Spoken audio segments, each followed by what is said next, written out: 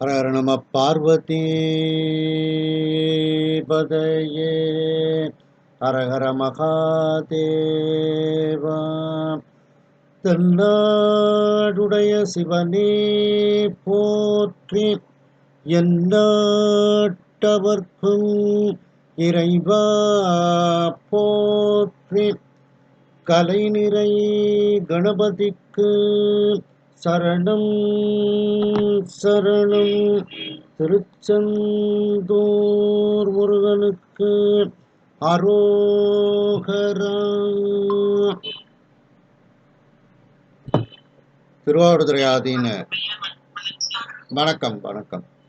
திருவாவடுதுறை ஆதீன ஸ்ரீ குருமா சன்னிதானம் அவர்கள் பொன்னார் திருவடிகளை வணங்கியும், தருமபுராதீனம் நட்சத்திர குருமணிகள் ஸ்ரீ குருமா சன்னிதானம் அவர்கள் பொன்னார் திருவடிகளை வணங்கியும், தருமபுராதீனம் தென்மண்டல கட்டளை விசாரணை ஸ்ரீமத் மீனாட்சி சுந்தர தம்பிரான் சுவாமிகள் பொன்னார் திருவடிகளை வணங்கியும், இந்த திருவாசக சிந்தனையை செவ்வனே நடத்தி கொண்டிருக்கக்கூடிய அம்மையார் மீனாம்பாள் பாலசுப்பிரமணியம் அவர்களுக்கு வணக்கத்தையும் தெரிவித்து, இதை கூகுள் மீட்டில் சிறப்பாக நடத்தி கொண்டிருக்கக்கூடிய ஐயா பரமசிவம் நடராஜன் ஐயா அவர்களுக்கு வணக்கத்தையும் தெரிவித்து, வளர்மதி அம்மையார், செண்பவல்லி அம்மையார் மற்றும் உங்கள் அனைவருக்கும் எனது அன்பான வணக்கத்தை தெரிவித்துக் கொள்கின்றேன். நாம் மணிவாசக பெருமான் அருளி செய்த இரண்டாவது பாடல் தில்லையில் அருளிய கீர்த்தி திரு அகவல் என்ற பாடலில் இருக்கின்றோம். சிவனது திருவருட்புகழ்ச்சி முறைமை என்றும் அதற்கு தலைப்பு கொடுத்திருப்பார்கள். சிவபெருமான் மாணிக்கவாசக பெருமானுக்கு அருள் செய்த அந்த ஒரு தன்மைகளையும் அந்த திருவருளையும் மற்றும் பல அடியார்களுக்கு அருள் செய்த அந்த திருவருளையும் எடுத்து கூறுவதனால் இது கீர்த்தி திரு அகவல். கீர்த்தி என்றால் பெருமை, இறைவனுடைய அந்த பெருமையை எடுத்து கூறக்கூடிய ஒரு பாடலாக அமைந்திருக்கின்றது. அதில் நாம் சென்ற சிந்தனையில் 124வது வரி வரைக்கும் நாம் சிந்தித்தோம். அதனுடைய தொடர்ச்சி முல்லைப்பண் மோகனராகம் ஆதிதாள திஸ்ரநடை. எப்பெரும் தன்மையும் எவ்வவர் திறமும், எப்பெரும் தன்மையும் எவ்வவர் திறமும், அப்பரிசு அதனால் ஆண்டு கொண்டு அருளே, அப்பரிசு அதனால் ஆண்டு கொண்டு அருளே. நாயினேனை நலமலி தில்லையுள், நாயினேனை நலமலி தில்லையுள், கோலமார்தரு பொதுவினில் வருகன, கோலமார்தரு பொதுவினில் வருகன, ஏல என்னை ஈங்கொழித்து அருளே, ஏல என்னை ஈங்கொழித்து அருளே. அன்றுடன் சென்ற அருள் பெரும் அடியவர், அன்றுடன் சென்ற அருள் பெரும் அடியவர், ஒன்ற ஒன்ற உடன் கலந்து அருளியும், ஒன்ற ஒன்ற உடன் கலந்து அருளியும்.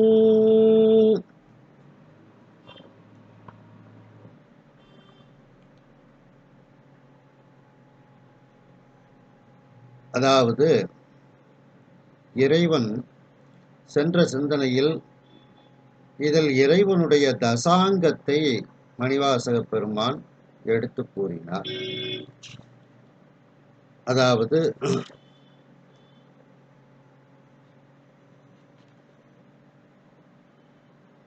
அவனுடைய கொடி, நீற்று கொடி, அடுத்து ஆனந்த ஆறு, இரண்டாவது ஆறு, மூன்றாவது நாத பெரும்பறை அவனுடைய முரசு, 4 அவனுடைய படை கழுக்கடை திரிசூலப்படை. 5 அவன் அணிந்திருக்கக்கூடிய மாலை கழுநீர் மாலை. 6 அவனுடைய ஊர்தி பரிமாவின் இசை குதிரை. 7 அவனுடைய நாடு பாண்டி நாடே பழம்பதி ஆகவும். 8 அவனுடைய ஊர் உத்தரகோசமங்கை ஊர். 9 அவனுடைய பெயர் தேவதேவன். 10வது மலை அருள்மலை அந்த கைலாய மலை அப்படின்னுட்டு தசாங்கத்தை பற்றி மணிவாசக பெருமான் சென்ற சிந்தனையில் பார்த்தோம். இறைவனுக்குரிய தசாங்கத்தை கூறுவதை சிந்தித்தோம். அடுத்து எப்பெரும் தன்மையும், அதாவது எத்தகைய பெருந்தன்மையினையும் எவ்வகைப்பட்ட திறத்தினையும் அந்த தன்மைகளால் ஆண்டு கொண்டு அருளக்கூடியவன் அப்படின்ட்டு இதுல சொல்லப்படுகிறது. அதாவது அவர்களினுடைய பக்குவத்திற்கு ஏற்றார் போல அவர்களுடைய பக்குவத்திற்கு ஏற்றபடி அவன் வந்து அவர்களை ஆட்கொள்வான் அப்படிங்கிறது தான் இதுல சொல்லப்படுகிறது. அதுல அந்த அவரவர்களுடைய பக்குவத்திற்கு ஏற்றபடி அப்படிங்கும்போது அந்த பக்குவம் தான் எப்பெரும் தன்மை எவ்வவர் திறம் அப்படிங்கிறது அந்த பக்குவம். அப்பரிசு அதனால் ஆண்டு கொண்டருளினா அந்த பக்குவத்திற்கு ஏற்றார் போல இறைவன் வந்து அவர்களை ஆட்கொள்கின்றான். அப்போ அந்த பக்குவம் 3 விதமான பக்குவர்களாக சொல்லப்படுகிறது. சகலர், பிரளயாகலர், விஞ்ஞான கலர் அப்படின்னுட்டு 3 விதமான பக்குவ நிலையை உடையவர்களை பற்றி சொல்லப்படுகிறது. அதான் எப்பெரும் தன்மையும் எவ்வொரு திறனும். அப்பரிசு அதனால் அவர்களுக்கு ஏற்றபடி அவன் குருநாதனாக மானுட சட்டை தாங்கி இறைவனாக வந்து அவர்களுடைய தன்மை அந்த தகுதிக்கு ஏற்றார் போல அவர்களை ஆட்கொண்டு அறிவித்தார். நாயினேனை நாய் போன்ற என்னையும் அவன் நலமலி தில்லையுள் நாயினும் கடைப்பட்டேனாகிய என்னை நன்மை மிக்க தில்லை. நன்மை மிக்க தில்லை, நலம் மலின நன்மை மிகுந்த மலிந்து இருக்கக்கூடிய அந்த தில்லை. அந்த தில்லையுள் கோலமார்தரு அதாவது அழகு மிக்க, அந்த கோலம்னாலே அழகு, அந்த அழகு மிக்க பொதுவினில் அந்த அம்பலத்தில், பொதுன்னா அம்பலம், அந்த பொன்னம்பலம், அந்த பொன்னம்பலத்திற்கு வருக என என்னை சிதம்பரத்திற்கு வா என்று கூறி ஏல என்னை ஈங்கு ஒளித்தருளி. அதாவது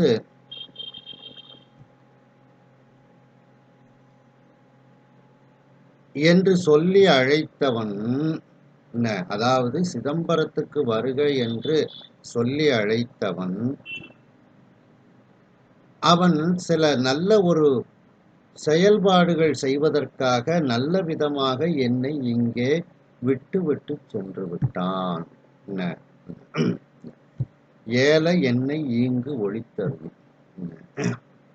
அதாவது ஏல என்னை இங்கே அவன் அந்த சிதம்பரத்திற்கு வருக என்று கூறிவிட்டு அவன் என்னை இங்கே விட்டு அவன் அவனுடைய அடியார்களோடு அந்த சிவபெருமான் சென்று விட்டான் அப்படிங்கிறத இதுல சொல்லுகின்றார். அதாவது திருப்பெருந்துறையில இவருக்கு மணிவாசக பெருமானுக்கு எல்லா விதமான தீட்சைகளும் செய்கின்றார். இவர் மூலமாக சில காரியங்கள் செய்ய வேண்டியது இருக்கின்றது அப்படிங்கிறதுனால இவரை மட்டும் விட்டுட்டு சுவாமி மற்ற அந்த அடியார்களோடு மறைந்து விடுகின்றார். அதைத்தான் ஏல என்னை இங்கு ஒளித்தருளி, என்னை இங்கே அவர் தங்க வைத்து விட்டு சிதம்பரத்தில் வருக என்று கூறி என்னை இங்கே விட்டு அன்று உடன் சென்ற அருள் பெறும் அடியவர். அன்றைய தினம் அவனுடைய அருளை பெறக்கூடிய அடியவர்களெல்லாம் அந்த சிவபெருமானோடு உடன் சென்றார்கள். ஒன்ற உடன் கலந்து அருளியும் அவர்களோடு அந்த அடியார்களோடு பொருந்தி அவர்களோடு உடன் கலந்து அவர்களுக்கு அந்த சாயுச்சிய நிலையை கொடுத்து அருள் செய்தான். என்னை மட்டும் அவன் இந்த பூமியில் விட்டு விட்டு சென்று விட்டான் அப்படின்னுட்டு இதுல மணிவாசக பெருமான் கூறுகின்றார்கள். இத நாம கொஞ்சம் விரிவாக நாம் சிந்திப்போம். முதல்ல நலமலி தில்லை.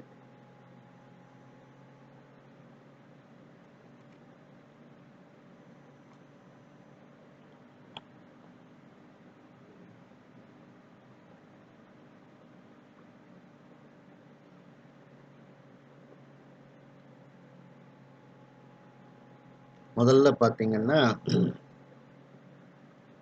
எப்பெரும் தன்மையும் எவ்வவர் திறமும் அப்பரிசு அதனால் ஆண்டு கொண்டு அருளி அப்படிங்கிறாங்க.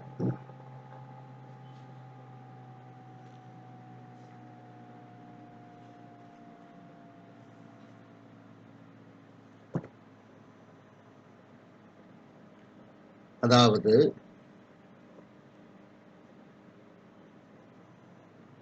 எப்படிப்பட்ட பெருந்தன்மைகளையும் எவரவர் தகுதிகளையும் அவரவர்களுக்கு உரிய தன்மைகளால் ஆட்கொண்டு அப்படின்ட்டு இதற்கு பொருள் சொல்லப்படுகிறது. அதாவது ஒரு மருத்துவர் அந்த நோயினுடைய நிலை, அந்த நோயாளியினுடைய நிலை இவற்றையெல்லாம் தெரிந்து அதற்கு ஏற்றார் போல மருந்துகளை கூட்டியும் குறைத்தும் கொடுப்பார். அதுபோல இறைவன் ஒரு மலம் உடையார், இருமலம் உடையார், மும்மலம் உடையார் ஆகியோர்களினுடைய தரம் தெரிந்து எழுந்தருளி அவரவர்களுக்கு ஏற்ற நிலையில் ஆட்கொள்ளுகின்றான். ஆதலினால் அப்பரிசு அதனால் ஆண்டு கொண்டருளி அப்படின்னு சொல்கின்றார். அதாவது ஒரு மலம் உடையவர்கள் விஞ்ஞான கலர், ஆணவம் மட்டும் உடையவர்கள். பிரளயா கலர் அப்படிங்கிறவங்க இருமலம் உடையவர்கள், ஆணவம் கண்மம்.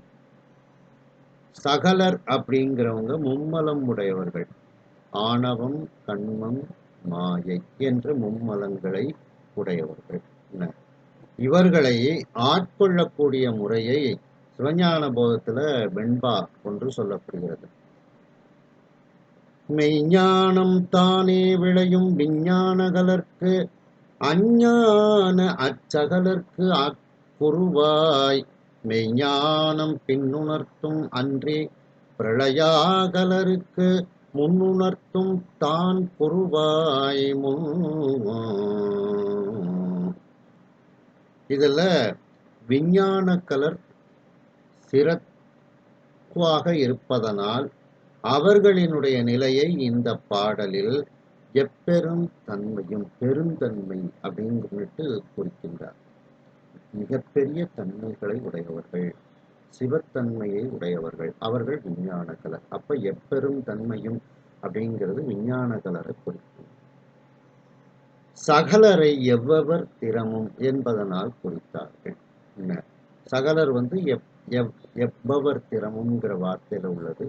இதுல பிரளயாகலரை நாம உய்த்து உணர்ந்து கொள்ள வேண்டும் அப்படின்னுட்டு இதுல சொல்லப்படுகிறது. இத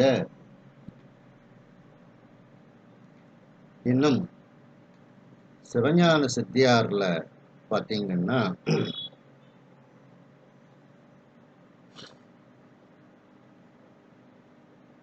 எட்டாம் சூத்திரம் முதல் அதிகரணம் குருவாகி வந்து உணர்த்தி என்பது. அதாவது உணர்த்தும் முறையில் தீக்கையால் உணர்த்துவன் ஆதலின் அந்த தீக்கை சாதார தீக்கை நிராதார தீக்கை என இருவகைப்படும் எனவும் சாதார தீக்கைக்கு உரியவர்கள் சகலரும், நிராதார தீக்கைக்கு உரியவர் பிரளயாகலரும் விஞ்ஞானகலரும்னுட்டு இந்த பாட்டோட கருத்து சொல்லுகிறது. சிவஞான சித்தியார்ல 254வது பாடல். உரை தரும் இப்பசுவர்க்கம் உணரில் மூன்றாம் உயரும் விஞ்ஞானகலர் பிரளயாகலர் சகலர் நிறையில் மலம் கண்மம் மாயை நிற்கும் முதல் இருவர்க்கும் நிராதாரமாகி கரையில் அருட்பரன் துபிதா சத்தினி வாதத்தால் கழிப்பன் மலம் சகலர்க்கு கண்ம ஒப்பில் தரையில் ஆசான் மூர்த்தி ஆதாரமாகி தரித்து ஒழிப்பன் மலம் சதுர்த்தா சத்தினி வாதத்தால். அதாவது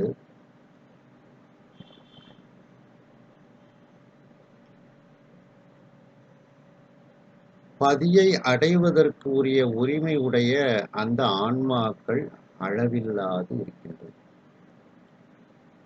ஆராய்ந்து பார்க்கும் பொழுது அந்த ஆன்மாக்கள் உயர்ந்த விஞ்ஞானகலர், பிரளயாகலர், சகலர் என்று 3 வகையாக சொல்லப்படுகிறார்கள். அவர்களுள் விஞ்ஞானகலர் அப்படிங்கிறது ஆணவ மலம் மட்டும் உடையவர்கள். பிரளயாகலர் ஆணவ மலமும் கண்ம மலமும் 2ம் உடையவர்கள். சகலர் ஆணவம் கண்மம் மாயை என்று மும்மலங்களும் உடையவர் அப்படின்ட்டு.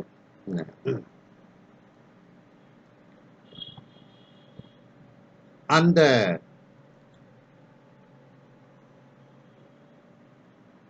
சாதார தீக்கையில 2 வகை இருக்கின்றது. சாதார தீக்கை, நிராதார தீக்கை அப்படின்ட்டு. அதுல அந்த சகலருக்கு சாதார தீக்கை செய்து இறைவன் அந்த மலத்தை நீக்குகின்றான். பிரளயாகலருக்கும் விஞ்ஞானகலருக்கும் அந்த நிராதார தீக்கையை செய்து அவன் அந்த மலங்களை நீக்குகின்றான் அப்படின்ட்டு இதுல சொல்லப்படுகிறது. அதாவது அனாதி கேவலத்தில் ஆன்மாக்கள் எல்லாம் ஆணவ மலத்தால் அவைகள் மறைப்புண்டு இருக்கும். மலத்தின் சக்தி பல ஆதலால் மறைப்பும் பலவேறு வகைப்படும். அவ்வாறு மறைப்புண்டு கிடக்கும் ஆன்மாக்களுக்கு மலநோயை தீர்க்க சிவபெருமான் திருவுளம் கொண்டு அருள்வன். அந்நிலையில் கண்ம மல மாயா மலங்களை கூட்டாமலே விஞ்ஞானத்தால் ஆணவ மலத்தை நீக்குவதற்கு உரிய மறைப்பினை உடைய ஆன்மாக்களுக்கு விஞ்ஞானத்தால் ஆணவ மலத்தை நீக்குவன். விஞ்ஞானம் அப்படின்னா விசேட ஞானம் அப்படின்ட்டு அதற்கு பொருள். அதாவது பாசஞானம் பசுஞானங்களை காட்டிலும் மிகவும் உயர்வான அந்த பதிஞானம் தான் விஞ்ஞானம் அப்படின்ட்டு. இந்த பதிஞானத்தை இறைவன் எவ்வாறு நின்று உணர்த்துவான் அப்படின்னுட்டு பார்த்தோமே என்றால், அறிவினுள் அறிவாய் நின்று உணர்த்துவன். அவ்வாறு உணர்த்துவதற்கு கலை முதலிய தத்துவங்களால் ஆக்கப்படும் சரீரமும் புவனமும் இன்றியமையாதது. அந்த சரீரமும் புவனமும் இன்றியமையாது வேண்டப்பட வேண்டியிருப்பதனால் சுத்தமாயா காரியம் ஆகிய கலாதி தத்துவங்களால் ஆக்கப்பட்ட சரீரத்தை கொடுத்து அசுத்தமாயைக்கு மேலே அவர்களை தங்கும்படி செய்வன். இவ்வாறு சுத்தமாயையில் உள்ள கலாதி தத்துவங்களை பெற்று விஞ்ஞானத்தால், அதாவது பதிஞானத்தால் அந்த தத்துவங்களில் கட்டுப்படாது இருப்பதனால் அவர்களுக்கு விஞ்ஞானகலர் என பெயராயிற்று. இத்தகைய ஆன்மாக்களுக்கு ஆணவமல பந்தம் இருப்பதால் இவர் ஒரு மலம் உடையவர் எனப்படுவர் அப்படின்ட்டு.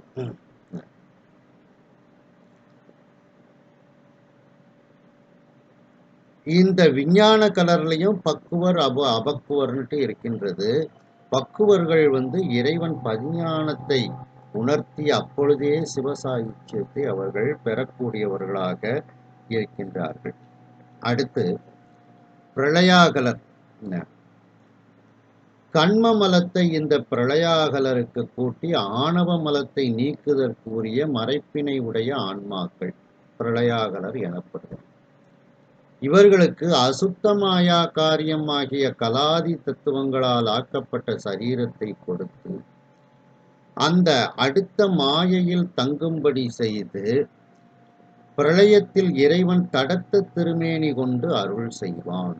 இவர்களுக்கு பிரளயத்திற்கு பிறகு பின் பிறவி இல்லாமையினால் பிரளயாகலர் என பெயராயிற்று. இவர்களுக்கு இதுக்கப்புறம் பிறவி கிடையாது. விஞ்ஞான கலரில் பிரளயத்தில் முக்தி அடைபவருக்கும் இவர்களுக்கும் வேற்றுமை என்ன என்றால், விஞ்ஞான கலருக்கு கண்மம் இல்லாமையால் பிரளயம் வரை ஒரே பிறவியே அன்றி மறுபிறவி கிடையாது. அதாவது விஞ்ஞான கலருக்கு அந்த பிறவியோடு முடிந்துவிடும், வேற பிறவி கிடையாது. பிரளயாகலருக்கு கண்மமலம் உண்மையால் இருப்பதனால் ஒரு பிரளயத்திலேயே இன்னும் சில பிறவிகள் அவர்களுக்கு இருக்கின்றது. இவையே வேற்றுமை ஆகும். அதாவது விஞ்ஞானகலருக்கு அதுதான் கடைசி பிறவி, பிரளயாகலருக்கு இன்னும் சில பிறவிகள் அவர்களுக்கு உண்டு. அந்த பிரளயாகலர் ஆணவம் கண்மம் என்ற 2 மலங்களை உடையவர். அடுத்து சகலர். கண்மமலம் மாயாமலத்தை கூட்டி ஆணவ மலத்தை நீக்குதற்கு உரிய மறைப்பினை உடைய ஆன்மாக்கள் சகலர் என்று சொல்லப்படுவார்கள். இவர்களுக்கு அசுத்தமாயா காரியம் ஆகிய கலாதி தத்துவங்களால் ஆக்கப்பட்ட சரீரத்தை இறைவன் கொடுக்கின்றான். பிரகிருதி மாயையில் தங்கும்படி செய்கின்றான். பக்குவம் வந்த காலத்தில் இறைவன் குருமூர்த்தியாக தோன்றி நின்று அருள் செய்வன். அதுதான் அப்பரிசு அதனால் ஆண்டு கொண்டு அருள். அவரவருடைய தகுதிக்கு ஏற்றாற் போல அவன் வந்து அந்தந்த தன்மைகளோடு நின்று அவங்களை ஆட்கொள்கின்றான். ஆணவம் கண்மம் என்னும் 2 மலங்களோடு இவர்கள் மாயாமலமும் உடையவர்கள் ஆதலினால் மயக்கத்தினால் பிரளயம் வரை பல பிறவிகளை எடுத்து பிரளய காலத்தில் கலாதிகளுடன் ஒடுங்கி கிடந்து புனர்வுற்பவம் ஆகும் காலத்தில் மீண்டும் தோன்றி இவ்வாறே பிறப்பு இறப்புகளில் பட்டு உழல்வர். எனவே இவர்கள் சகலர் எனப்பட்டனர். அதாவது விஞ்ஞான கலருக்கு அதுதான் கடைசி பிறவி. பிரளயாகலருக்கு இன்னும் 2-3 பிறவிகள் இருந்து முடிந்துவிடும். இந்த சகலருங்கிறவங்க மீண்டும் பிரளய காலத்துக்கு அப்புறமும் இவங்க வந்து பிறக்கின்றார்கள். அது பிறப்பு இறப்புகளில் பட்டு உழலுகின்றார்கள். ஆகையினால் இவர்கள் சகலர் அப்படின்னுட்டு இவர்கள் சொல்லப்படுகின்றார்கள். அதாவது தீட்சையில 2 தீட்சை. சாதார தீக்கை என்பது ஆதாரத்தோடு கூடி நின்று செய்யும் தீக்கை எனப்படும். அதாவது இறைவன் குருமூர்த்தியை ஆதாரமாக கொண்டு நின்று செய்யும் தீட்சை. நிராதார தீக்கை என்பது ஆதாரம் இன்றி நின்று செய்யும் தீக்கை ஆகும். அஃது 2 வகைப்படும். அவற்றுள் ஒன்று இறைவன் தடத்த திருமேனியோடு முன்னின்று செய்யும் தீக்கை, மற்றொன்று சொரூப திருமேனியாகிய ஞான சொரூபியாய் ஆன்மாவின் அறிவினுள் நின்று உணர்த்துவது ஆகிய தீக்கை அப்படின்ட்டு.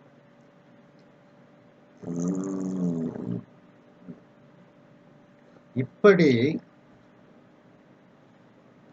அந்த இறைவன் எப்பெருந்தன்மையும் அவரவர்களுடைய அந்த மிகப்பெரிய தன்மைகளுக்கும் அவரவருடைய திறத்திற்கும் ஏற்றாற் போல அதற்கு என்ன தன்மைகளோடு அவன் வந்து அருள் செய்ய வேண்டும் என்று அவன் அப்படிப்பட்ட தன்மைகளோடு வந்து அவர்களை ஆண்டு கொண்டு அருளுகின்றான். அதாவது சகலர், பிரளயாகலர், விஞ்ஞான கலர் அப்படிங்கிற அந்த 3 பிரிவுகளாக இருக்கக்கூடிய ஆன்மாக்களுக்கு அவரவர்களுடைய தன்மைக்கு ஏற்றாற் போல அவன் வந்து அதாவது குருநாதராக வந்து இறைவனே வந்து அந்த இறைவன் அறிவுக்கு அறிவாக இருந்து அவர்களுக்கு அந்த உணர்த்துகின்றான். அதான் அப்பரிசு அதனால் ஆண்டு கொண்டு அருளி அப்படின்ட்டு.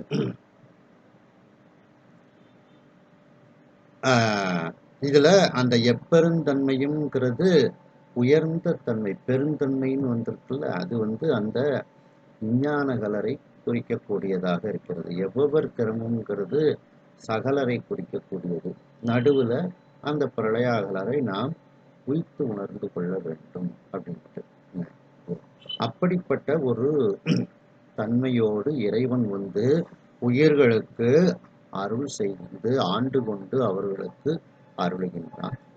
அப்படிப்பட்ட இறைவன் நாயினும் கடைப்பட்டவனாக இருக்கக்கூடிய நாயினேனை நலமலி தில்லையுள் நலம் மிகுந்து இருக்கக்கூடிய தில்லைக்கு என்னை வருக என்று அவன் அருள் செய்தான்.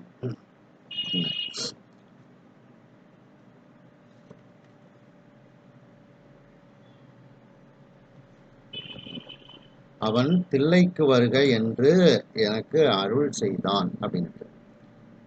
நலமலி தில்லை, அந்த தில்லையானது தில்லை அதாவது சிதம்பரத்துக்கு பேர் தில்லை. நிறைய ஊர்கள்ல பார்த்தீங்கன்னா தலவிருட்சமே அந்த ஊருக்கு பெயராக அமைந்திருக்கும். அந்த மாதிரி தில்லைங்கிறது தலவிருட்சம், சிதம்பரத்துக்கு உரிய தலவிருட்சம். அந்த தலவிருட்சத்தினுடைய பெயர்லேயே அந்த ஊர் பேர் அமைந்திருக்கின்றது.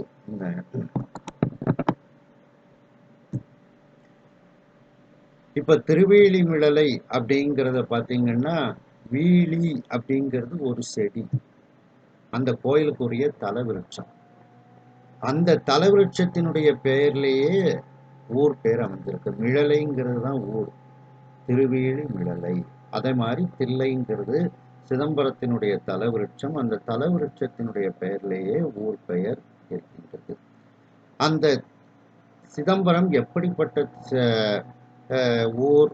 நலம் மிகுந்த ஊர், நலம் மலிந்து இருக்கக்கூடிய ஊர் அப்படின்ட்டு திருஞான சம்பந்த பெருமான் முதல் திருமுறையில சொல்லும் போது பார்த்தீங்கன்னா, கற்றாங்கு எரிவோம்பி கலியை வாராமே செற்றார் வாழ்தில்லை சிற்றம்பலமேய முற்றாவெண் திங்கள் முதல்வன் பாதமே பற்றா நின்றாரை பற்றா பாவமே.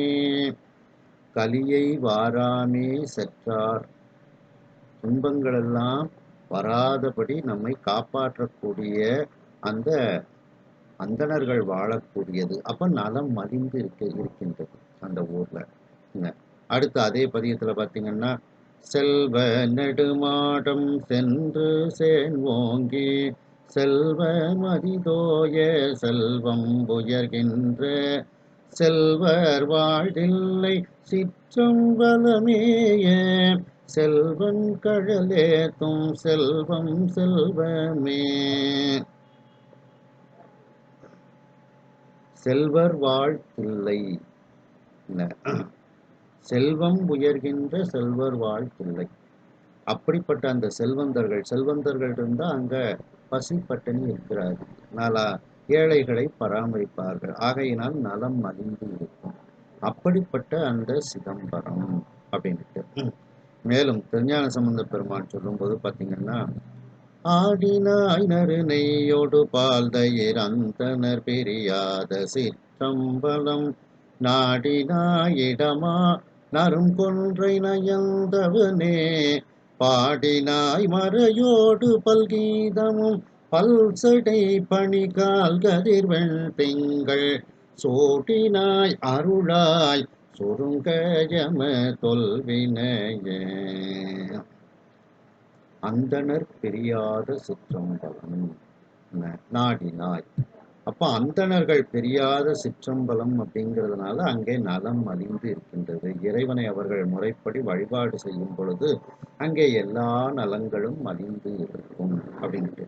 அதே பதிகத்துல பாத்தீங்கன்னா, தாரினார் வேரி கொன்றையாய் மதி தாங்கு நீள் சடையாய் தலைவானல்ல தேரினார் மருகின் திருவாரணி தில்லை தன்னுள் சீரினால் வழிபாடு ஒழியாததோர் செம்மையால் அழகாய சிற்றம்பலம் ஏறினால் அமர்ந்தாய் உன சீரடியே திருமே.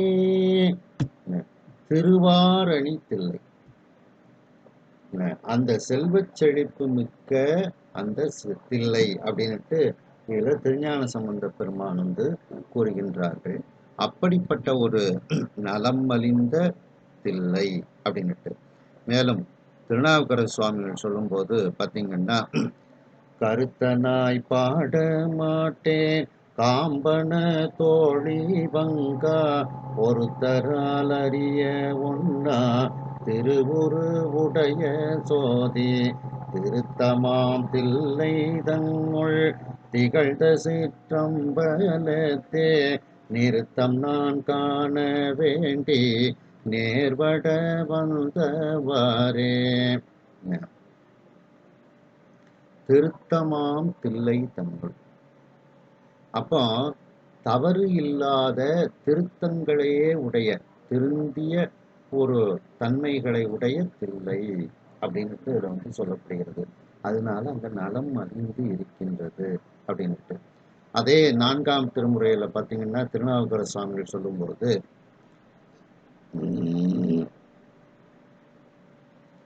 பொருவிடை ஒன்றுடை புண்ணியமூர்த்தி புலியதழன் புருவுடை அம்மலை மங்கை மணாழன்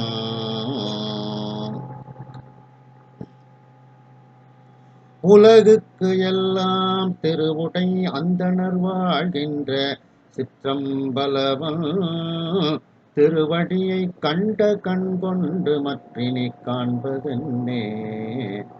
உலகுக்கெல்லாம் திருவுடை அந்தணர் வாழ்கின்ற தில்லை. இந்த உலகத்துக்கே அந்த ஒரு செல்வச் செழிப்பை தரக்கூடிய அந்த அந்தணர்கள் வாழக்கூடிய சிதம்பரம். ஏன்னா அவங்க ஒழுங்கா சுவாமியை பூஜை பண்ணுவாங்க, வேள்விகள் செய்வாங்க, மழை பொழியும். ஆகையினால் எல்லா இடத்திலும் அந்த பயிர் பச்சைகள் எல்லாம் விளைந்து செல்வம் சிறப்பாக இருக்கும். அதனாலதான் உலகுக்கெல்லாம் திருவுடை அந்தணர் வாழ்கின்ற தில்லை. அந்த சிற்றம்பலவனினுடைய திருவடியை கண்ட கண்களால் இனி வேறு யாரை காண்பது அப்படின்ட்டு திருநாவுக்கரசு சுவாமிகள் பாடுகின்றார்கள். அப்படிப்பட்ட நலமதி தில்லை. மேலும் 5ஆம் திருமுறையில திருநாவுக்கரசு பெருமான் சொல்லும்போது பார்த்தீங்கன்னா, நாடினாரணன் நான் முகன் என்றிவர் தேடியும் திரிந்தும் காணவல்லரோ மாட மாளிகை சூழ்த்தில்லை அம்பலத்து ஆடி பாதம் என் நெஞ்சுள் இருக்கவே. மாட மாளிகை சூழ் அம்பலம் தில்லை. அப்ப அந்த செல்வச் செழிப்பு மிக்கவர்களாக இருக்கின்றார்கள். ஆகையினால் நலம் அறிந்த தில்லை அப்படின்ட்டு சொல்லப்படுகிறது. மேலும் 9ஆம் திருமுறையில பூந்துருத்தி நம்பிகாட நம்பி அவர்கள் திருவிசைப்பாவுல பார்த்தீங்கன்னா, அகலோகமெல்லாம் அடியவர்கள் தற்சூழ புகலோகம் உண்டென்று புகுமிடம் நீ தேடாதே புவலோக நெறி படைத்த புண்ணியங்கள் நன்னிய சீர் சிவலோகம் ஆவதுவோ தில்லை சிற்றம்பலமே. தில்லை சிற்றம்பலம் தான் சிவலோகம். அப்போ அந்த சிவலோகமாக தில்லை சிற்றம்பலம் இருக்கும் பொழுது அங்கே நலம் அழிந்துதானே இருக்கும். அதான் நலமலி தில்லைகள் அப்படின்ட்டு. அதே இதுல அடுத்த பாட்டு பார்த்தீங்கன்னா, கழகமணி மாடம் சூழிகை சூழ் மாளிகை மேல் அழகமதி நுதலார் ஆயிழையார் போற்றி செய்ப்ப ஒளி கொண்ட மாமணிகள் ஓங்கு இருளை ஆங்ககற்றோ தெளிகொண்ட தில்லை சிற்றம்பலமே சேர்ந்தனையே.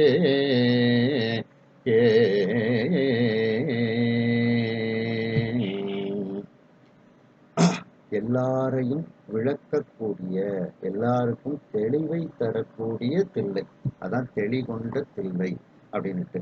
எல்லாருக்கும் தெளிவையும் விளக்கத்தையும் தரக்கூடிய தில்லை அப்படின்ட்டு அந்த தலத்துக்கு அடைமொழி கொடுக்கின்றார்கள். அதான் நலமலி தில்லை அப்படின்ட்டு அதில் சொல்லப்படுகிறது. அப்படி நாய் போன்ற என்னை அந்த நலம் மலிந்து இருக்கக்கூடிய தில்லைக்கு வா என்று இறைவன் அருளி செய்தார் அப்படிங்கிறாங்க. அந்த தில்லை எப்படிப்பட்டது? கோலமார்தரு பொதுவை உடையது, அழகு மிகுந்த, கோலம்னா அழகு, ஆர்தருன்னா மிகுதியாக இருக்கக்கூடிய, பொன்னம்பலம் பொதுன்னா நடனமாடக்கூடிய அரங்கம், அந்த பொன்னம்பலம் அப்படின்ட்டு. அந்த பொதுவினில் வருக என எனக்கு இறைவன் கூறினான் அப்படின்ட்டு மணிவாசகப் பெருமான் வந்து கூறுகின்றார்கள். பாத்தீங்கன்னா திருவிளையாடற் புராணத்துல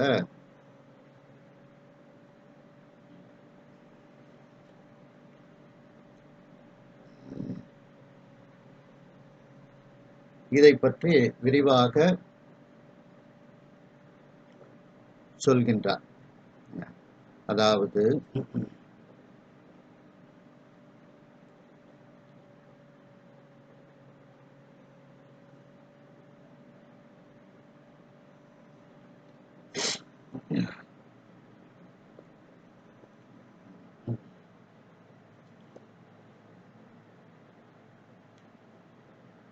மணிவாசகப் பெருமான் மூலம் சில காரியங்கள் நடத்த வேண்டியது இருக்கின்றது அப்படின்னுட்டு சுவாமி ஏல அப்படின்னா நன்றாக, ஏல என்னை இங்கு ஒழித்தருளி, என்னை சில காரியங்கள் நிமித்தமாக இங்கேயே என்னை விட்டு அந்த இறைவன் சென்று விட்டான் அப்படின்னுட்டு இதுல மணிவாசக பெருமான் பதிவிடுகின்றார்கள். அதை பார்த்தீங்கன்னா திருவிளையாடற் புராணத்துல இதை நாம சிந்திக்கக்கூடிய இடமாக இருக்கின்றது. மணிவாசக பெருமானுக்கு திருப்பெருந்துறையில எல்லா தீட்சைகளையும் கொடுத்து அவருக்கு பூரண வடிவமாக அவனை மணிவாசக பெருமானை ஆக்குகின்றார் சுவாமி. அதை வந்து சொல்லும் போது பார்த்தீங்கன்னா 2758வது பாடல்.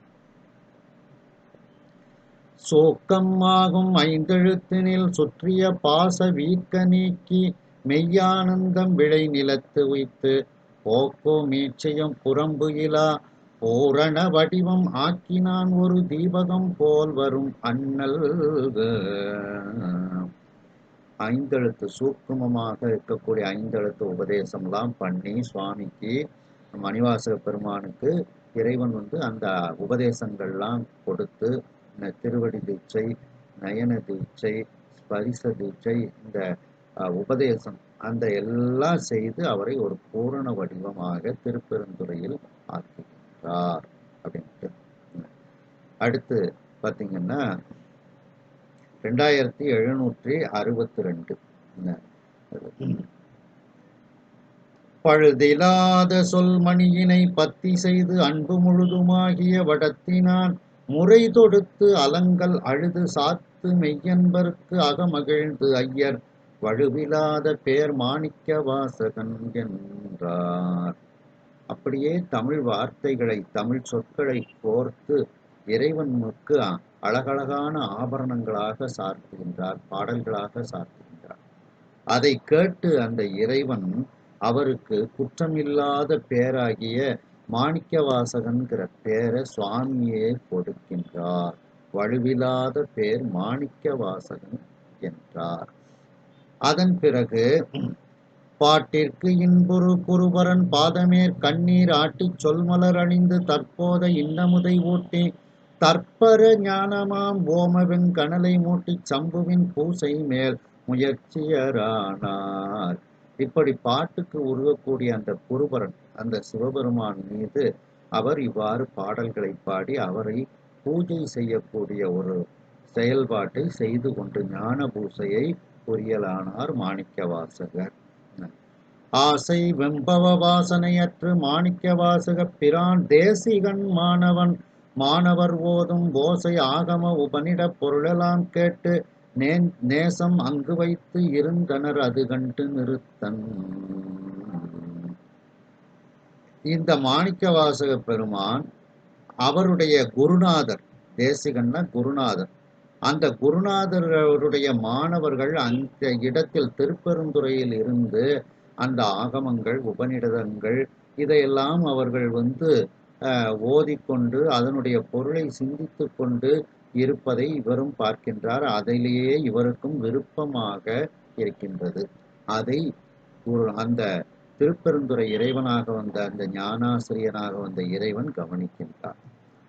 தித்திக்கும் மணிவார்த்தை இன்னம் சின்னாள் திருச்சபையில் அருந்தவும் கைச்சம்பொன் எல்லாம் 10 பேர் அன்பளித்து கவர்ந்து வேண்டும் பணிகொடு பாண்டியனை இவர் பண்பு தேற்றி முத்திக்கே விடுத்திடவும் புத்தை வாது முடித்திடவும் திருவுள்ள முன்னம் எய்தி எத்தித் தொண்டரை கருமம் சிறிது உண்டு இங்கே இருத்தி என ஒரு கரந்தான் அடியரோடும்.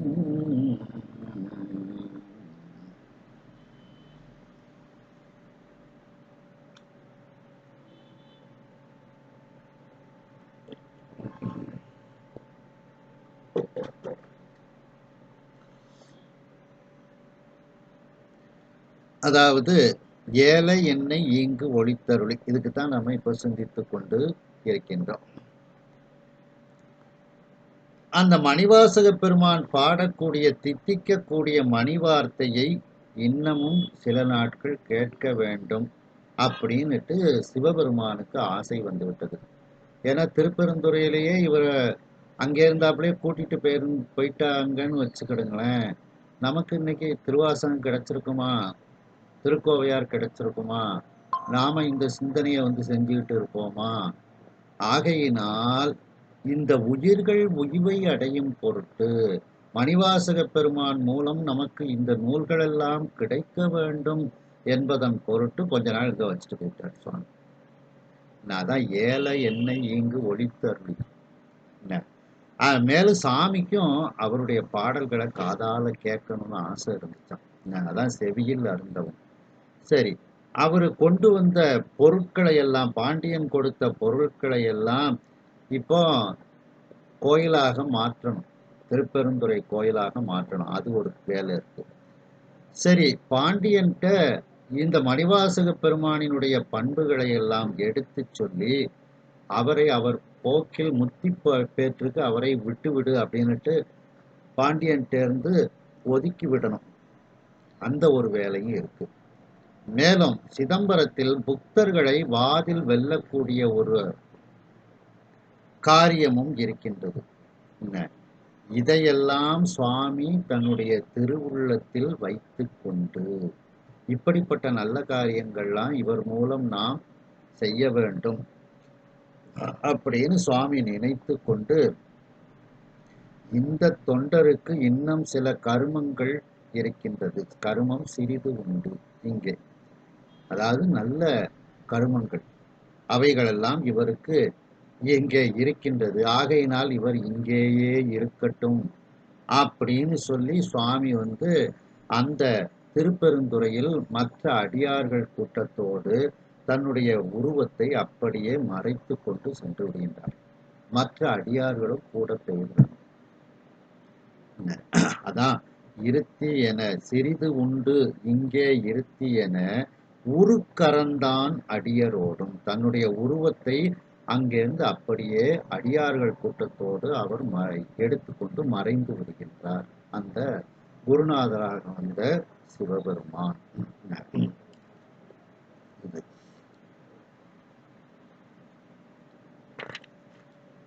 அடுத்து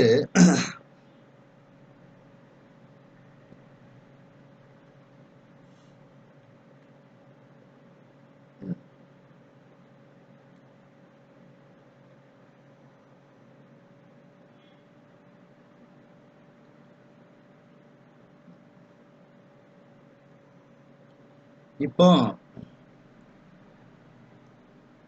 பாண்டிய மன்னன் மீதும் திறம்படி விழுகிறது, அரிமர்த்தன பாண்டியன் மீது. அரிமர்த்தன பாண்டியனுக்கு தெரிஞ்சு போச்சு, இது எல்லாம் சொக்கநாத பெருமான் தான் செய்தாரு அப்படிங்கிறது. அவனும் மிகப்பெரிய பக்தன் அல்லவா.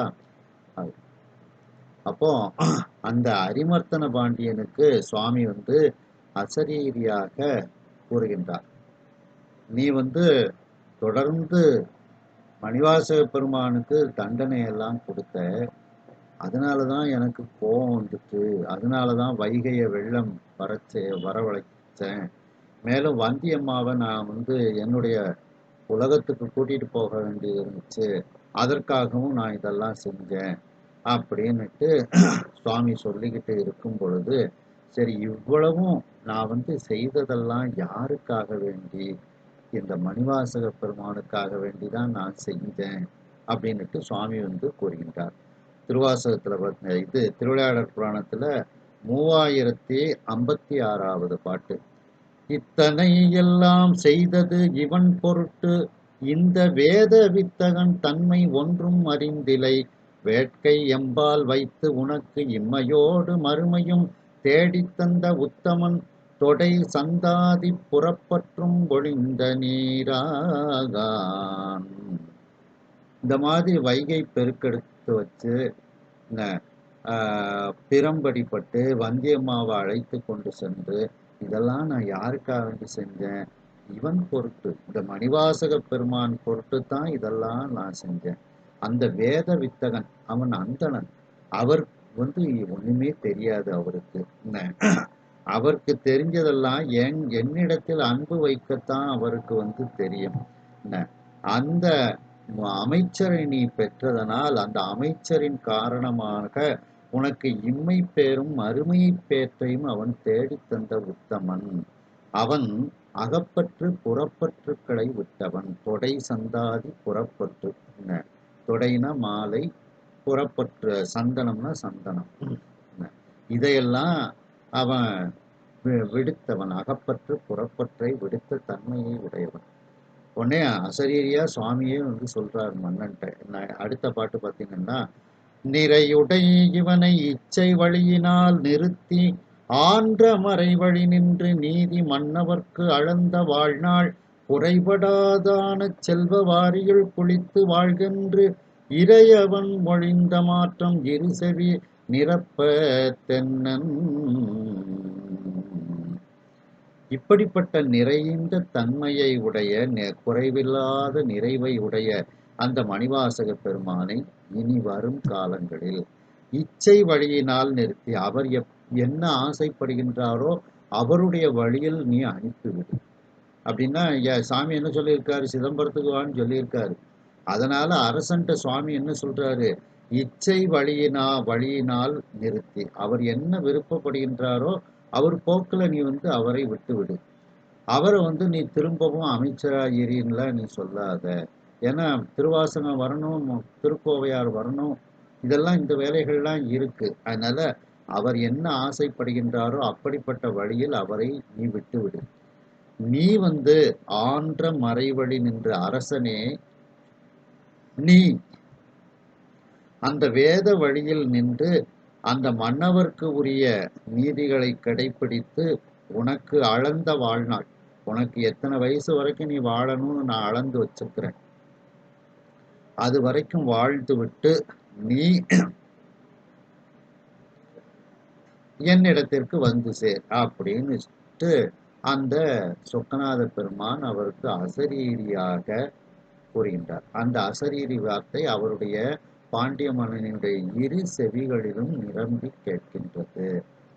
அதைத்தான் வந்து அப்போ பாண்டிய மன்னன்ட்டையும் வந்து நீ அவனை அனுப்பி வச்சிரு அப்படின்னுட்டு சொக்கநாத பெருமான் வந்து கூறுகின்றார் அப்படின்னுட்டு இதுல வந்து சொல்லப்படுகிறது. அதான் ஏல என்னை இங்கு ஒழித்து அருளி, என்னை இங்கே சில காரிய நிமித்தமாக என்னை மட்டும் அவரு சுவாமி வந்து இங்க வச்சுட்டு போயிட்டாரு, மற்ற அடியார்கள் எல்லாம் அழைத்து கொண்டு திருப்பெருந்துறையில அவரு தன்னை மறைத்து கொண்டு சென்று விட்டார் அப்படின்னுட்டு பதிவிடுகின்றார்கள் மணிவாசகர் பெருமாள். அடுத்து பார்த்தீங்கன்னா,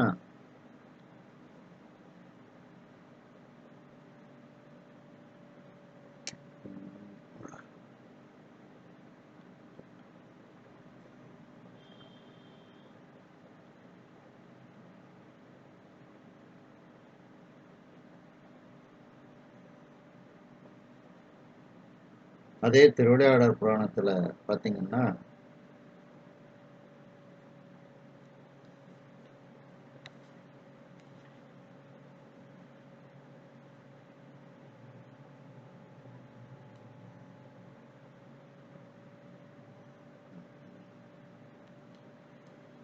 அதாவது அந்த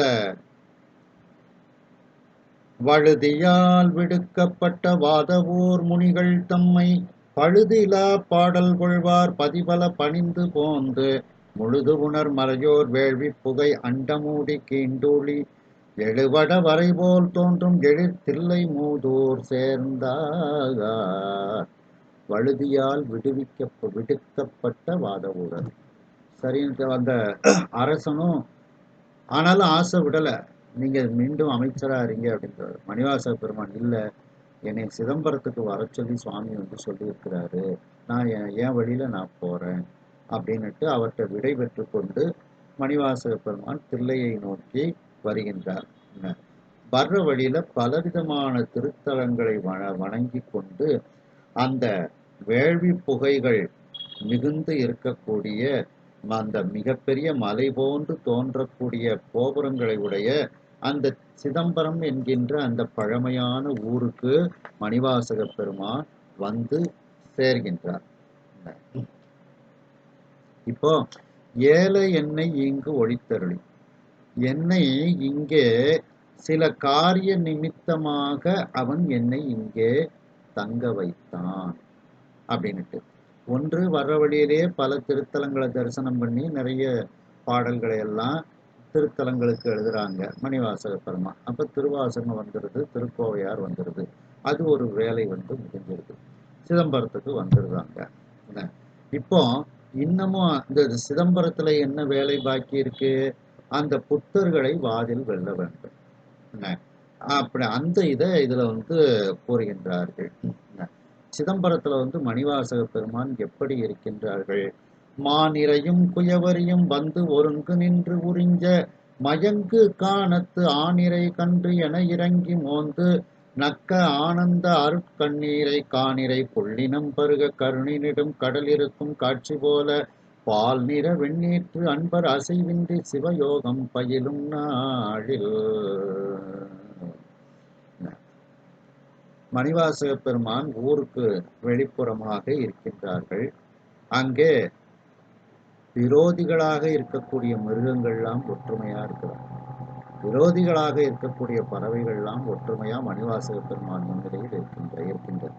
அப்படிப்பட்ட அந்த இடத்தில் மணிவாசக பெருமான் அசைவு இன்றி சிவயோகம் பயிலும் நாளில் சிவயோகத்தில் மணிவாசக பெருமான் அமர்ந்து இருக்கின்றார். புத்தரு சிலர் இலங்கையிலும் போந்து 3000 போத வேத வித்தகரோடு 7 நாள் வரையறுத்து சூழொட்டி விவாதம் செய்வார். இத்தகைய நாள் ஏழில் யாம் இவரை வேறும் எனும் எண்ணம் பூண்ட சித்தமுடையவராக அவர் கனவில் எழுந்தருளி தேவர்.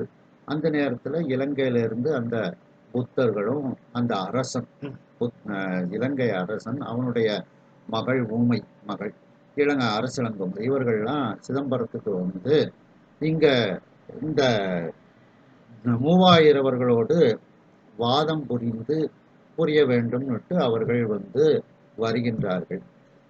இவர்களை நாம் வெற்றி பெற வேண்டும் அப்படின்னுட்டு அந்த தில்லை 3000 நினைக்கின்றார்கள்.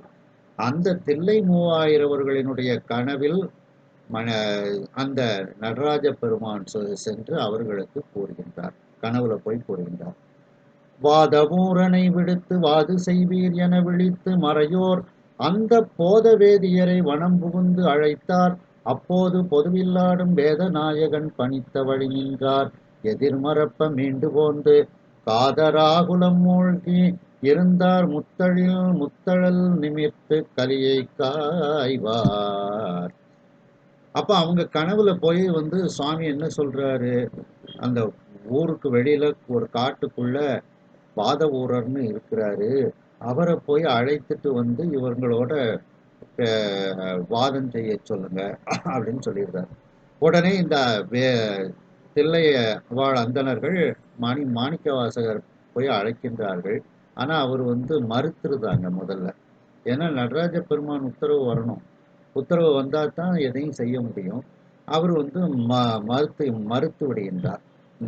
உடனே இந்த அந்தணர்கள்லாம் திரும்பவும் சிதம்பரத்துக்கு வந்து அவர்கள் கவலையில் மூழ்கி இருக்கின்றார்கள். நம்ம இப்படி சொல்லியும் அவர் வரமாட்டேங்கிறாரு அப்படின்ட்டு. உடனே திரும்பவும் சுவாமி வந்து அந்த தில்லை அந்தணர்களினுடைய கனவுல போய் சொல்றார். பின்னும் அவர் கனவின்கண் மன்றுள் நடம்பிரியாத பெருமான் வந்து முன்னவனை பெருந்துறையில் குறுந்தடியில் ஆட்கொண்ட முறையினாலும் இன்னிசை வன்தமிழ் மணிவோர் பாடும் காரணத்தாலும் யாம் அன்றியிட்ட மன்னிய பேர் மாணிக்க வாசகன் என்று அழைமின்கள் வருவன் என்றார். அவங்க கனவுல போய் சொல்றாங்க, ஏற்கனவே நான் வந்து அந்த மணிவாசக பெருமான திருப்பெருந்துறையில குருந்த மரத்தில் கீழ் ஆட்கொண்டேங்கிற அந்த முறையை கூறுங்கள். அவர் வந்து அந்த இனிமையான பாடல்களை நல்ல தமிழ் மணியாக பாடுவதனால் அவருக்கு நான் அன்றைக்கு ஒரு பெயரை சூட்டினேன், மாணிக்க வாசகர்னு பெயர் சூட்டினேன். அதையும் கூறிய நீங்கள் அவரை அழையுங்கள், அவர் வருவார் அப்படின்னுட்டு சுவாமி வந்து சொல்றாரு. அதாவது எப்படி வந்து அந்த அனுமான்கிட்ட வந்து ராமன் வந்து தன்னுடைய அந்த சூளாமணியை கொடுத்து அனுப்புகின்றானோ அடையாளத்துக்கு, அத மாதிரி அந்த மாணிக்க வாசக பெருமானுக்கு தான் அருள் செய்த முறையை நீங்கள் அவரிடத்தில் சொல்லுங்கள், அவர் வருவார். அப்படின்னா இது நடராஜ பெருமான் சொல்லித்தான் உங்களை கூப்பிடுதோம் அப்படிங்கிறது இன்னும் உறுதியாகும் அப்படிங்கிற இதுல இந்த கனவுல போய் சொல்றாரு. அதே மாதிரி அவர்கள் வந்து திருப்பெருந்துறையில உங்களை குருந்த மரத்தின் கீழ் ஆட்கொண்ட அந்த இறைவன் தான் உங்களை அழைத்து வர சொல்லி இருக்கின்றார். மேலும் உங்களுக்கு மாணிக்க வாசகன்னு பேர் அவர் கொடுத்தாராம். அந்த இதெல்லாம் எடுத்து சொன்ன உடனே ஓஹோ இது இறைவனுடைய உத்தரவு அப்படின்னுட்டு மணிவாசக பெருமான் உடனே அந்த புத்தர்களை வாதில் வெல்வதற்காக மணிவாசக பெருமான் வருகின்றார். உறக்கம் ஒளிந்து அறவோர் சென்றவர் நாமம் ஒளிந்து அழைப்ப உணர்ந்து நாதன் அறக்கருணை இதுவோ என்று அவரோடும் எழுந்து நகரடைந்து மண்ணும் துறக்கமோ நீத்து அருவருத்தான் மன்றாடும் துணைக்க மலம் தொழுது மீண்டுவோர் கனக மண்டபத்தில் புக்கிருந்தார் அறிஞர் குழாம் நெருங்கிச் சூழக.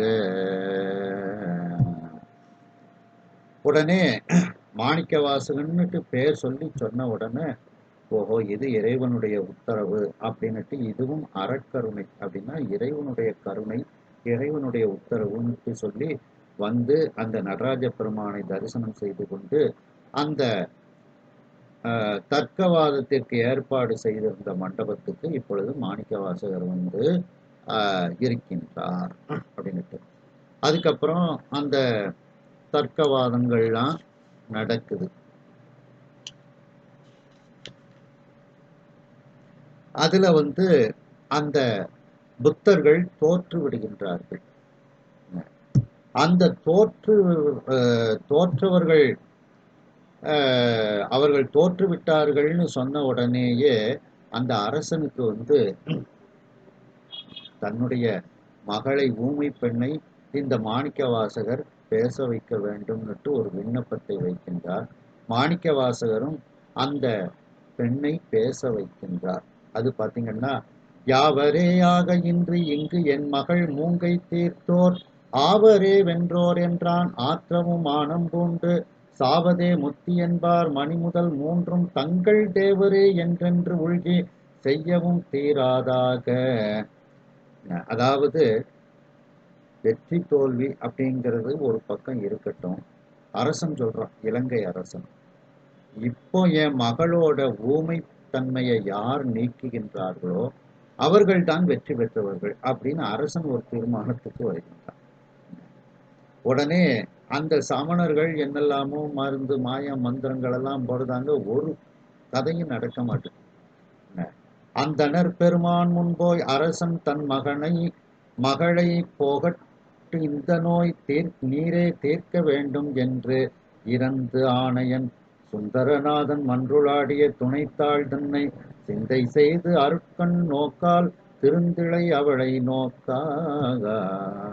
உடனே அந்த இலங்கை மன்னன் தன்னுடைய மகளை மாணிக்க வாசக பெருமான் முன்னிலையில் அழைத்து கொண்டு, என் மகளை நீங்க பேச வைக்கணும் அப்படின்னு சொன்ன உடனே அந்த நடராஜ பெருமானினுடைய திருவடியை துணையாக கொண்டு அந்த பெண்ணை அருட்பார்வையால் மணிவாசக பெருமான் பார்க்கின்றார். திருந்திழை அவளை அந்த அருட்கண் நோக்கால் திருந்திழை அவளை நோக்கால், தன்னுடைய அருட்கண்ணால் அந்த பெண்ணை பார்க்கின்றார். வேறு வேறு இறைவன் கீர்த்தி வினாவுரை ஆகம் பாம் ஈரிலா அன்பர் கேட்ப இறைமொழி கொடுத்து மூங்கை மாறினாள் வளவன் கண்ணி மாடவரல் வளவன் கண்டு தேறினான் சிவனே எல்லாம் தேவர்க்கும் தேவன் என்னா. உடனே அந்த பூமை பெண் பேச ஆரம்பிக்கின்றாள். அந்த பெண்ணையே அவர்களுக்கு அந்த சமணர்கள் அந்த புத்தர்கள் கேட்ட கேள்விக்கு பதிலை சொல்ல வைக்கின்றார். அது ஒரு பதிகமாகவே நமக்கு திருவாசகத்தில் இருக்கின்றது. அதன் பிறகு அந்த இலங்கை அரசன் சிவபெருமான் தான் தேவதேவன், எல்லாருக்கும் உயர்ந்தவன் அப்படின்னுட்டு அவனும் ஏற்றுக்கொள்கின்றான். இப்படிப்பட்ட ஒரு நல்ல காரியத்தை செய்ய வேண்டிய ஒரு காரணம் இருப்பதனாலும் அவரை அங்கே இருக்குமாறு மணிவாசக பெருமானை சிவபெருமான் பணிக்கின்றார். அதைத்தான் ஏல எண்ணெய் இங்கு ஒளித்தருளி எங்க பொதுவினில் வருகன, சிதம்பரத்திற்கு வந்து அங்கே என்னை சில காரியங்கள் செய்வதற்காக இங்கேயே என்னை விட்டு விட்டு சென்று விட்டார் அப்படின்ட்டு இதை பதிவிடுகின்றார்கள். மேலும் பார்த்தீங்கன்னா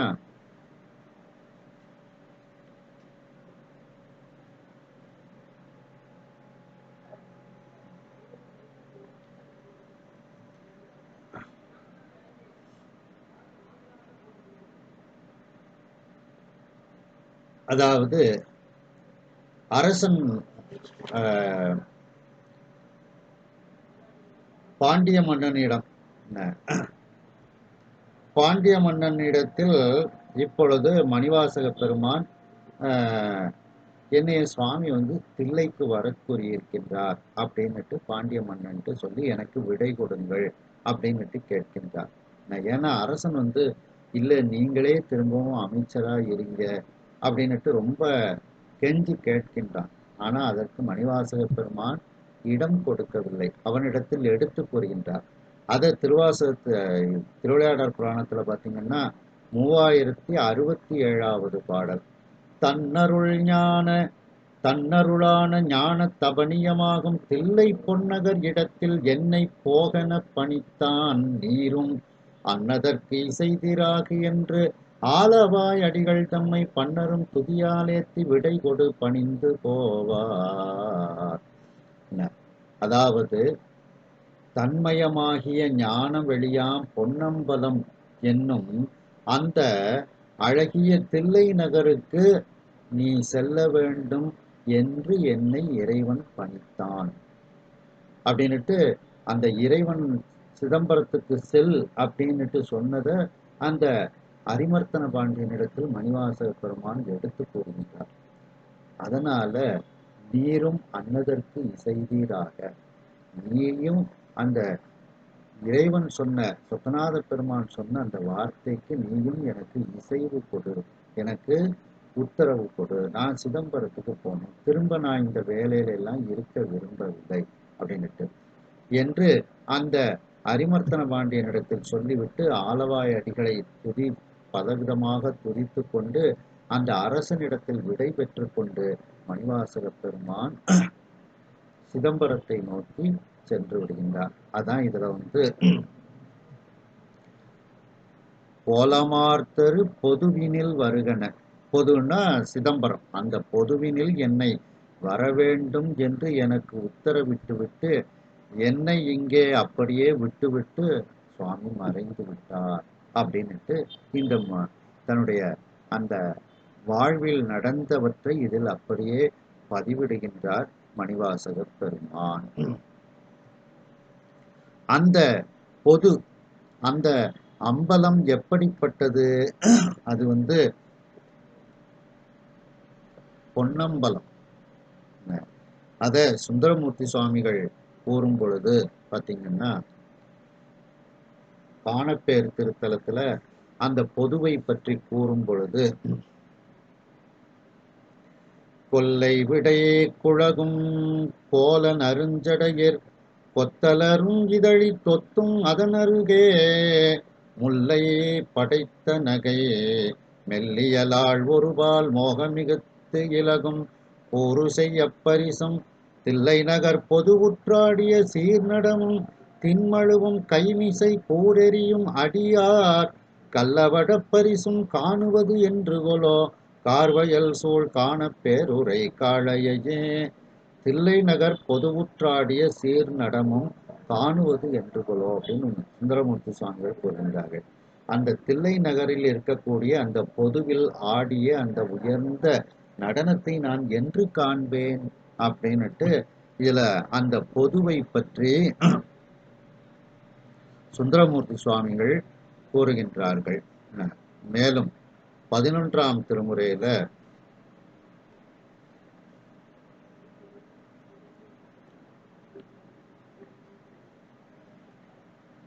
பட்டினத்து பிள்ளையார் அருளி செய்த கோயில் நான்மணி மாலை, அதுல இந்த பொது அப்படிங்கிறத தில்லை பொதுங்கிறத சில இடங்கள்ல பட்டினத்து சுவாமிகள் கூறுகின்றார்கள். அதாவது 20வது பாடல் அல்லல் வாழ்க்கை அப்படின்னுட்டு அந்த பாட்டு ஆரம்பிக்கும். அல்லல் வாழ்க்கை வல்லிதில் செலுத்துதற்கு அப்படிங்கிறதுல 20வது வரியில அந்த தில்லை பொதுவை பற்றி அருள் செய்கின்றார். அதாவது நெய்யெறி வளர்த்து பெய்முகில் பெயல் தரும் தெய்வ வேதியர் தில்லை மூதோர் ஆடகப் பொதுவில் நாடகம் நவிற்றும் கடவுள் கண்ணுதல் நடம் முயன்று எடுத்த பாத போதும். அதாவது மழை பெய்வதற்கு வேள்விகளை எல்லாம் செய்யக்கூடிய அந்த தெய்வத்தன்மை வாய்ந்த வேதியர்கள் வாழக்கூடிய தில்லை மூதோர், அந்த தில்லை மூதோரில் ஆடகப் பொதுவில், ஆடகம்னா தூய தங்கம், அந்த தங்கத்தால் செய்யப்பட்ட பொன்னம்பலம், அந்த பொன்னம்பலத்தில் நடனமாடக்கூடிய இறைவன் அப்படின்னுட்டு இதுல பட்டினத்து பிள்ளையார் அந்த பொதுவில் நடனமாடக்கூடியதை இதில் கூறுகின்றார். அதே நூல்ல இன்னொரு பாடல்ல சொல்லும்போது பாத்தீங்கன்னா 36வது பாடல் ஈரவேரித்தார் வழங்கு சடிலத்து அப்படிங்கிறதுல 6வது வரியில இந்த தில்லை மூதோர் ஆடக பொதுவை எல்லாம் கூறுகின்றார். ஈரவேரித்தார் வழங்கு சடிலத்து குதிகொள் கங்கை மதியின் மீது அசைய வண்டியங்கு வரைப்பின் எந்தோள் செல்வ ஒருபால் தோடும் ஒருபால் குளையும் இருபார்பட்ட மேனி எந்தை ஒல்லொளி பழன தில்லை மூதோர் ஆடகப் பொதுவில் நாடகம் நவிற்றும் இமயா நாட்டத்து ஒரு பெரும் கடவுள். அந்த ஒல்லொளி பழன தில்லை மூதோர் ஆடகப் பொதுவில், அந்த ஆடகம்னா தூய தங்கம், ஆடகச்சீர் மணிக்குன்றே அப்படின்ட்டு, அப்படிப்பட்ட அந்த பொன்னால் செய்யப்பட்ட பொது பொன்னம்பலத்தில் நாடகம் நவிற்றக்கூடிய நடனமாடக்கூடிய இறைவனே அப்படின்னுட்டு இதுல அந்த பொதுவை பற்றி, பொற்பொதுவை பற்றி இதில் பட்டினத்து பிள்ளையார் கூறுகின்றார்கள். மேலும் பெரிய புராணத்துல பாத்தீங்கன்னா ஆதியாய் நடுவுமாகி அளவிலா அளவுமாகி சோதியாய் உணர்வுமாகி தோன்றிய பொருளுமாகி பேதியா ஏகமாகி பெண்ணுமாயானுமாகி போதியா நிற்கும் தில்லை பொது நடம் போற்றி போற்றி, தில்லை பொது நடம் போற்றி போற்றி அப்படின்னு சேக்கலார் சுவாமிகள் கூறுகின்றார்கள். மேலும்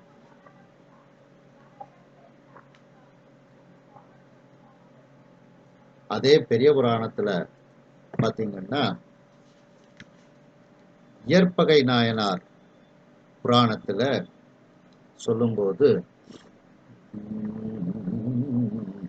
திருவளர் சிறப்பின் மிக்க திருத்தொண்டர் தமக்கும் தேற்றம் மருவிய தெய்வ கற்பின் மனைவியார் தமக்கும் தக்க பெருகிய அருளின் நீடு பேரழித்து இமையோர் ஏத்த பொருவிடை பாகர் மண்ணும் பொற்பொது அதனுள் புக்கார்.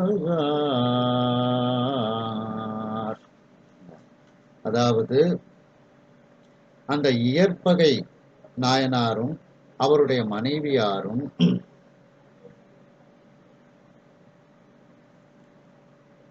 அந்த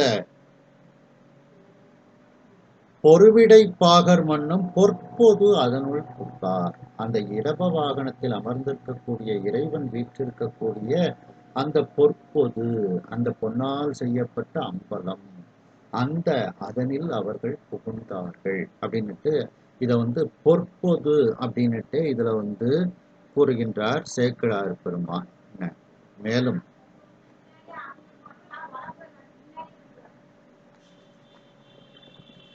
ஆனாய நாயனார் புராணத்துல சொல்லும்போது பாத்தீங்கன்னா,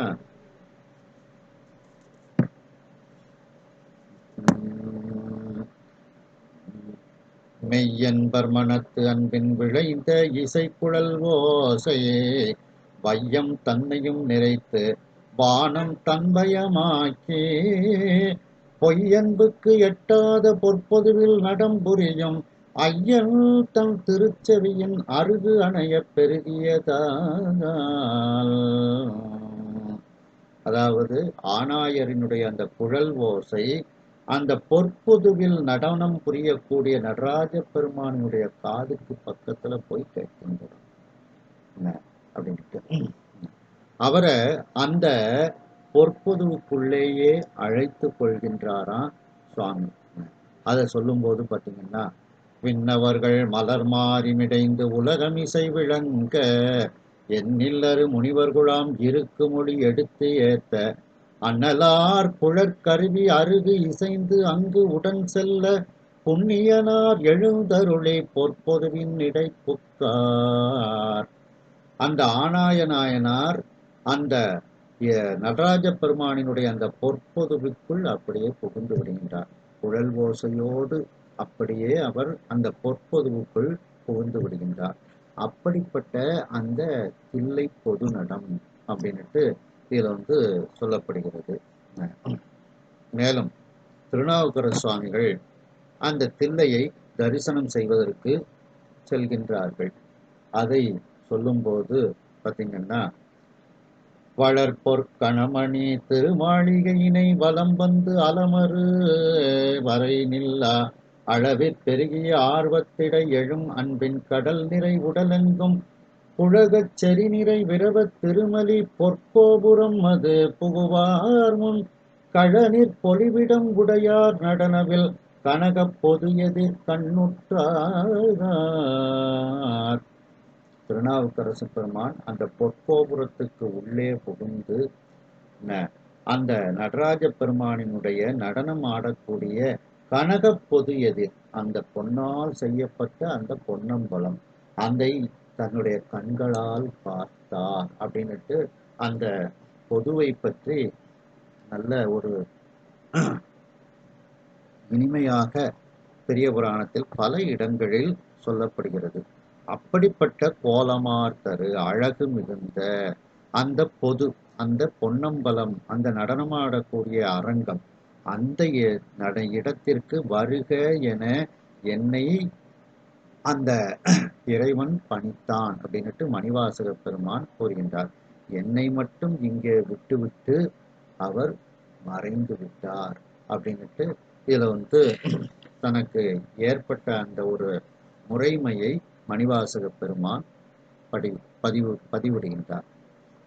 அன்று உடன் சென்ற அருள் பெரும் அடியவர் ஒன்ற உடன் கலந்து அருள். சரி, மணிவாசக பெருமானை மட்டும் அங்க விட்டு சுவாமி மற்ற அடியார்களோடு தானும் தன்னுடைய உருவத்தை மறைத்து கொண்டு அந்த அடியார்களும் சென்று விடுகின்றார்கள்.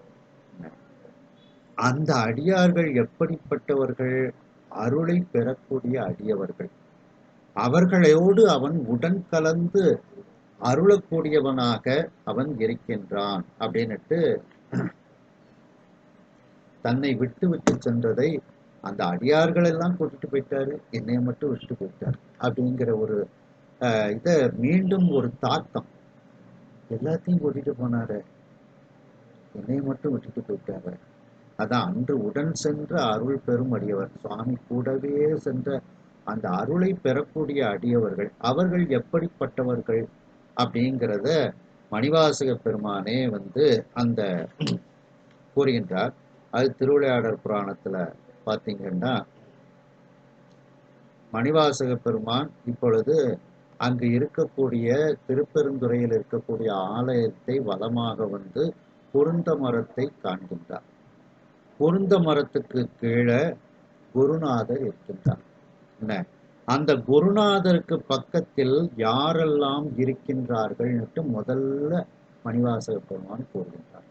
அதாவது தீட்சைகள் இதெல்லாம் ஆகுவதற்கு முன்னமேயே அங்க யாரெல்லாம் இருக்காங்கன்னுட்டு மணிவாசக பெருமான் பார்க்கின்றார். அங்க யாரெல்லாம் இருக்கின்றார்கள், அவர்கள் தான் அருள் பெரும் அடியவர்கள்.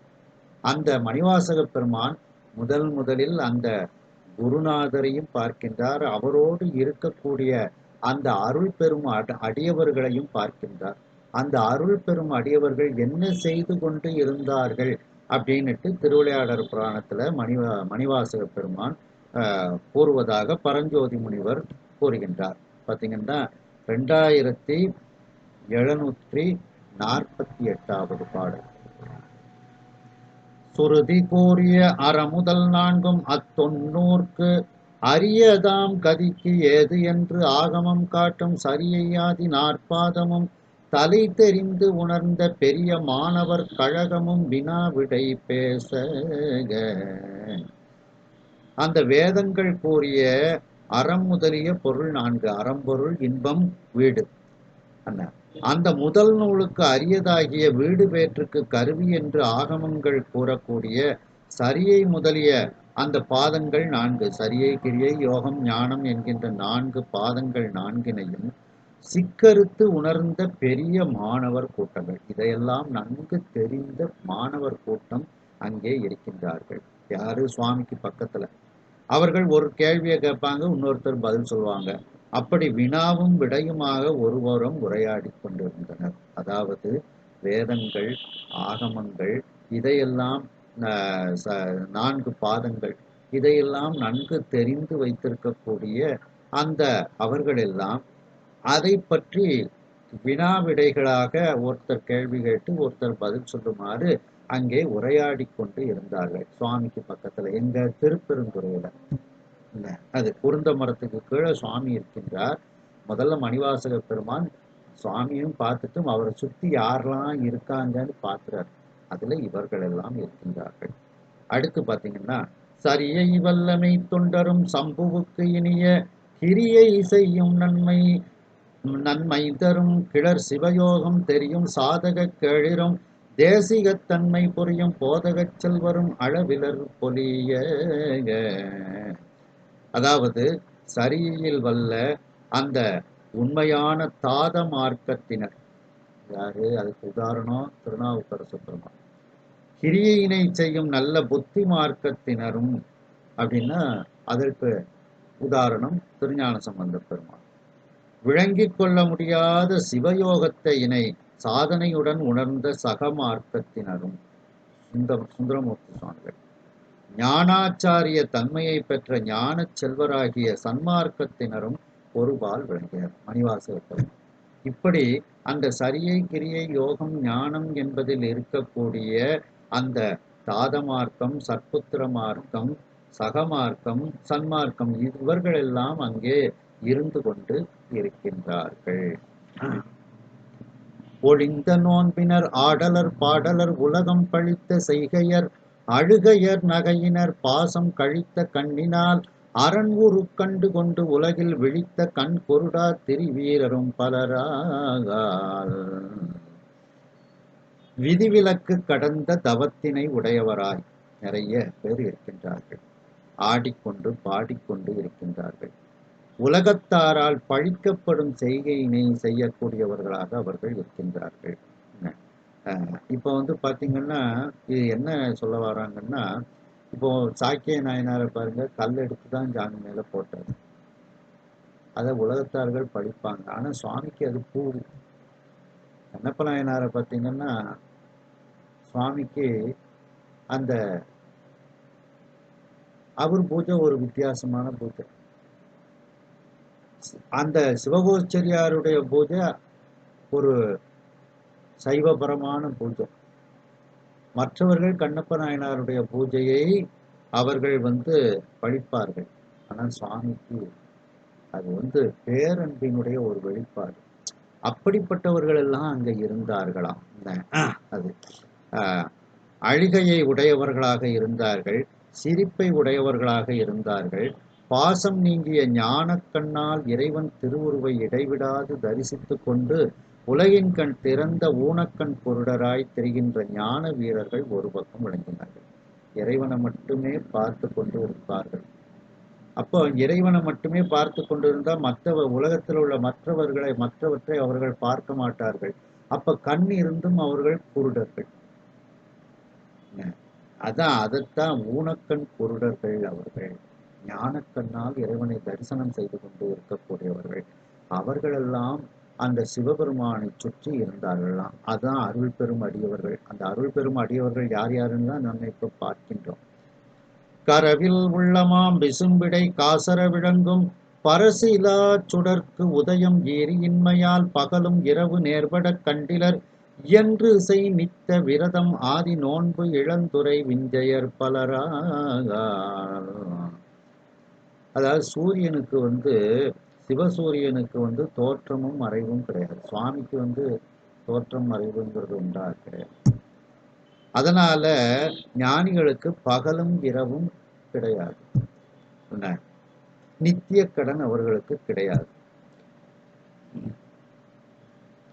அப்போ அந்த அதாவது கள்ளமில்லாத உள்ளமாகிய ஆகாயத்தில் களங்கமின்றி விளங்கும் சிவசூரியனுக்கு தோற்றமும் மறைவும் இல்லை.